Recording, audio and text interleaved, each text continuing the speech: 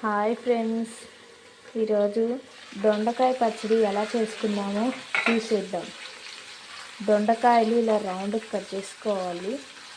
టమాటాలు, పచ్చిమిర్చి, పల్లీలు, ధనియాలు ఇవన్నీ బాగా మగ్గించాలి. ఇలా మగ్గబెట్టుకోవాలి ఫ్రెండ్స్.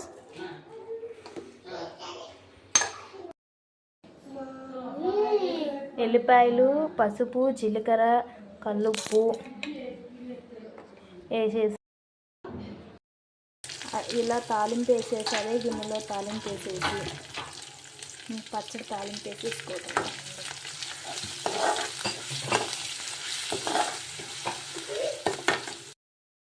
దొండకాయ పచ్చడి అయిపోయిందండి. ఉప్పు చాలకపోతే ఇదే ప్లేస్లో ఇప్పుడు రుచి చూసేసి ఉప్పు వేసుకోవచ్చు. నేనైతే కరెక్ట్గా వేసేసాను, సరిపోయింది. ఇది చపాతీలోకి, రైస్లోకి చాలా బాగుంటుందండి. ఒకసారి ట్రై చేసి కామెంట్ చేయండి నాకు.